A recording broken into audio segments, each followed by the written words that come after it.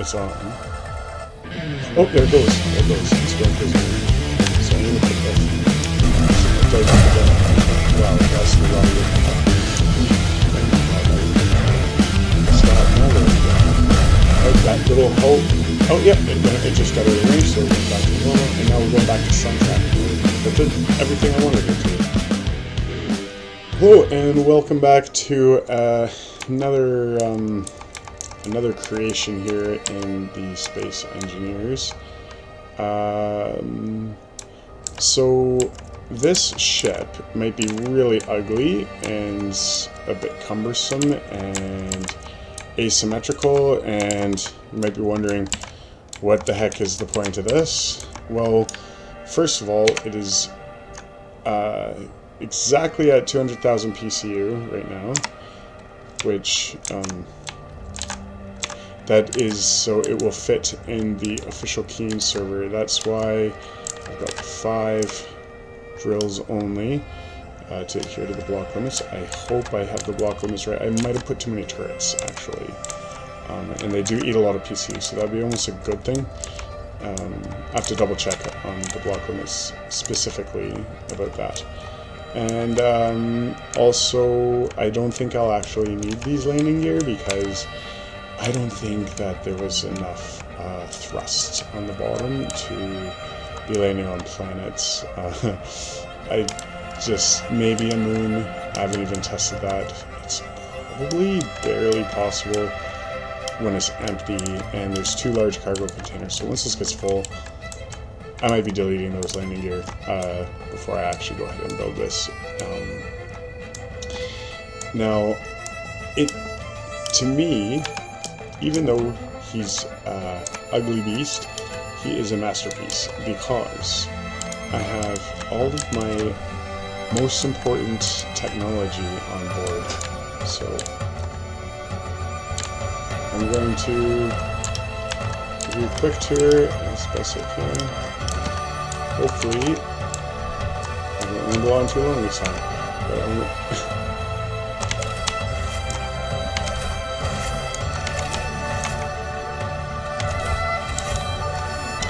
so I can't say anything here just yet. But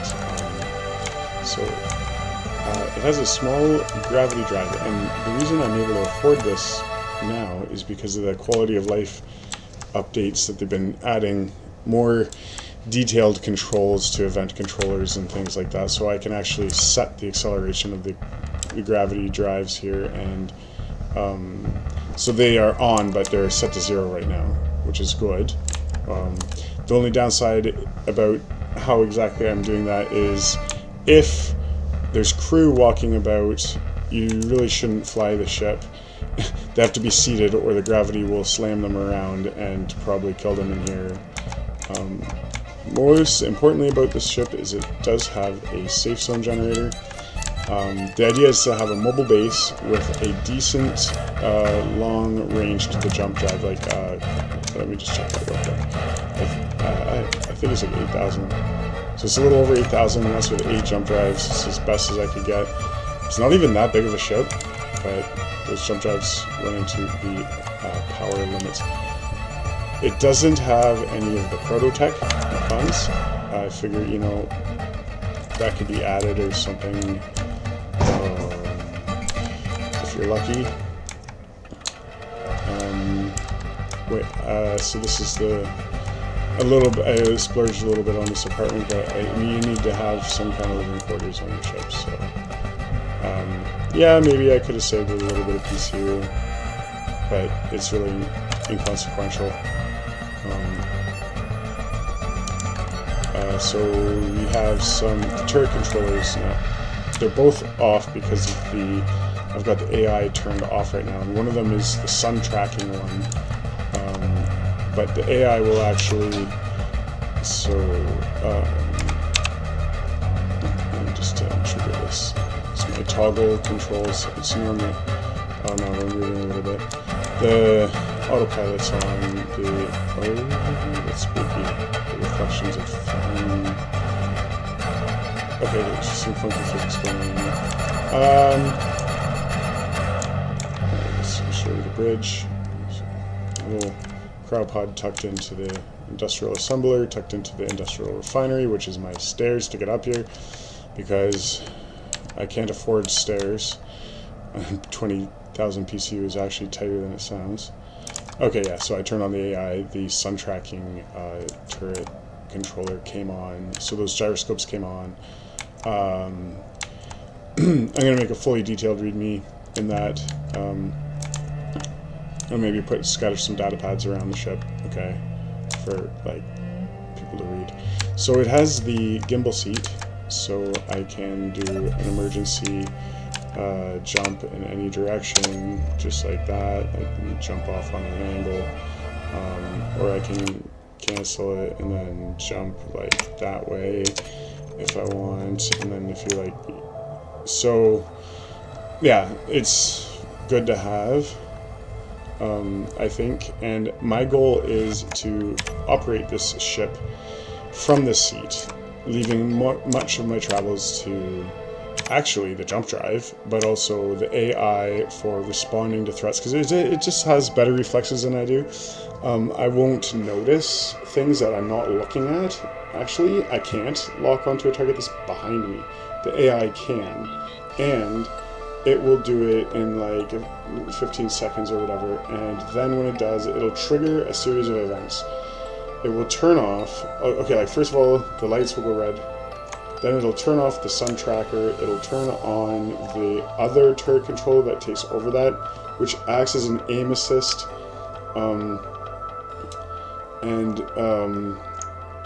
What I've got going on here is, here, let me show you.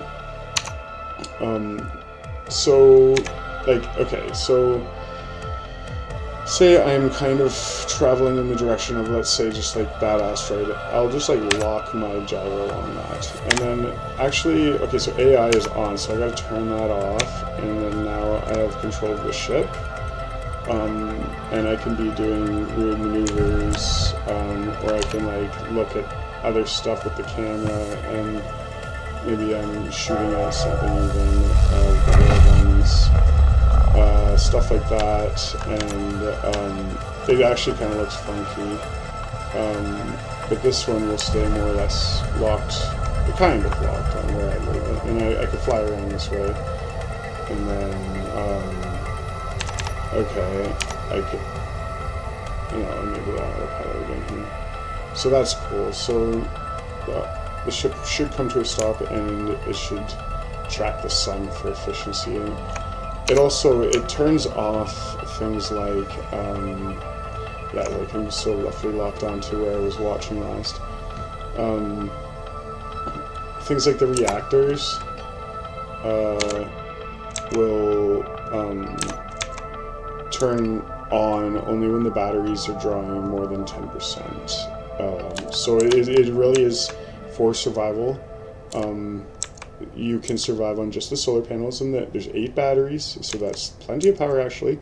There's kelp farms there, so if you can't get seeds, then yeah, like you would have had to bring seeds with you to space and then build this ship. That's the sort of problem.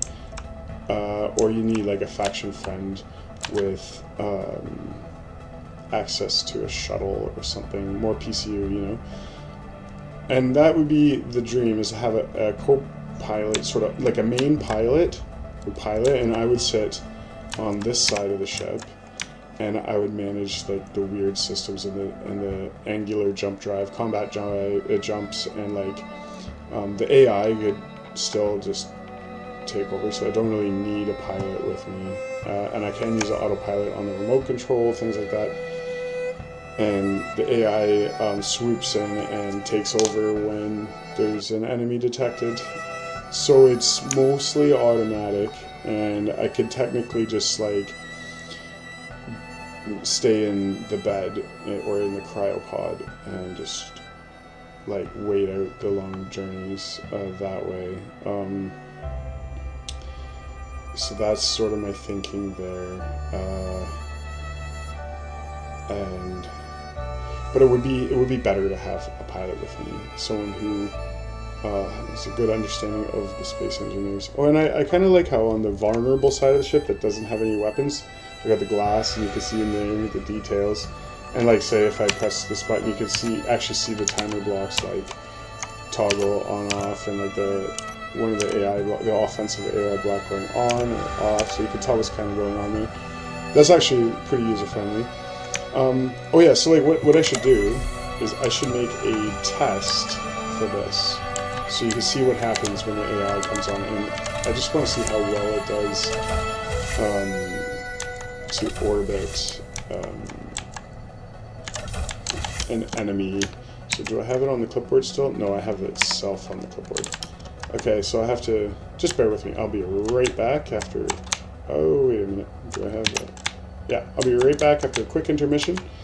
I'm just going to set up a test dummy target to test how the AI behaves when we hit it.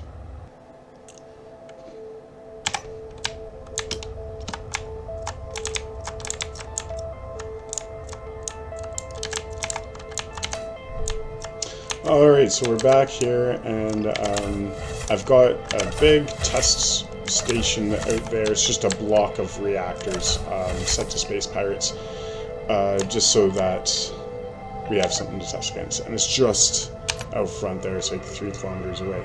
So let's say, oh wait, I'm in that seat. Let's do this the most weirdest way. I'm going to be here, okay, and I'm gonna be ready to respond to whatever may happen. Now, let's see. First of all, I'm gonna just temporarily turn off the AI. Then I'm gonna get it up to speed. Let's just. It doesn't have to be too fast. Let's just kind of turn the AI back on. Actually, pulse the brakes. Let's drift up the speed. Towing range shouldn't be long. So the AI should take over any second. Oh, I'm going really slow. I'll give it down a little close to speed, just a little bit. Oh, it says help, so that means one of them has locked onto target. That's the defensive. The offensive one hasn't. When will it? It's on. Oh, there it goes. There it goes. It's going crazy now. So I'm going to put this. Whoa, it's going right crazy. So that's the turret controller and the. Let's see, what's this camera? Okay. So leave that. Let's see the camera from port. Actually, so we can see. Oh, yeah. So we're going to fly by that. So it's circling a little bit fast. It does. Wow, that's the rocket. My modified, like custom rocket is going pretty awesome. We're going to fly past this because it doesn't have the most maneuverability, but at least it's doing some damage on the front. I think that's a success. I mean, if it's shooting back at us, it'll probably be bad. But the left side seems to be consistently facing it better than it would have thought. Oh, we're actually coming to a stop. Now where are we going? Okay. I guess my AI is changing direction. It doesn't seem to be very nice at all. The orbit settings are good. That was I set it to go to 1 kilometer away, but that's way closer to kilometer, I think. It's too bad I didn't. Do I have a target lock on it? Oh my god, that was a big explosion. I don't have a target lock on it to like, but I should. What? Turn on. Oh wait, 7 billion. What was that little? Okay, let's see. This. Oh, I have to press F. Now I'm in control of myself. And again, so like this is where in real life I would have stayed just in here, and I would probably want to abandon any battles because this is my mobile base. I don't want to die. But yeah. So I lock on myself, like, so the AI is locked on without my help, but okay, now we're locked on. You know what I should have? I should have the turrets. Yeah, that's the one. And then the focus target button, like to manually remind the turrets. Okay, we're out of range. My AI does not know how to fly that well. But once we get fully out of range, this is good for the test actually. Oh, are we coming closer or farther? Okay, we're getting farther away. That little help. Oh, yeah, it just got out of range, so it went back to normal, and now we're going back to sun tracking mode. Oh, well, that was actually a pretty cool demonstration. That did everything I wanted it to. And I am just setting this up still. Like, it's still a bit of a work in progress. It's got a long way to turn if it wants to get to the sun, but it's trying. Coming to a stop. It's good news. So I think that handled an encounter on its own fairly well. It was very aggressive, actually. I will say, if I wasn't logged on and a raider happened to come along looking for mission. Yeah, see, that's so cool. It's turning away, trying to get us lined up at the sun. Let's see how close are we to the sun. Oh, we're getting there. It's like I could do something like I could lock onto the sun myself and then see the ship turning beneath me. Neat. So neat. I'm still kind of frictiony with the rotors. There's a lot of weird settings in the rotors to get this to work well. If you watched my previous video, I had a different gimbal seat as a research program for myself to see if what I could do with it, and I actually had it hooked up to event controllers to actually fly the ship, but I found that it was a little wild, and I'd rather have an AI, an autopilot, and or another human pilot, or even just use the remote control, and then use the gimbal seat for its other many advantages, like I could jump, obviously, or... Okay, maybe... Yep, it's turning away, toward the sun, getting there. Yep, so that works reliably, and it does that all by itself. It makes decisions, like if we're in range of an enemy, start circling it and hitting it with those broadside artillery cannons, which do actually hit frequently, that's good. And then keeping that left side aggressively turned toward the enemy, that was, I think, the only way I could afford to have any kind of firepower on my ship under 20,000 PCU. So that's my strategy, and it seems to be good. Anyway, I think that sums everything up here. Oh, that just stopped, so we should be facing the sun, and we are. So that's excellent.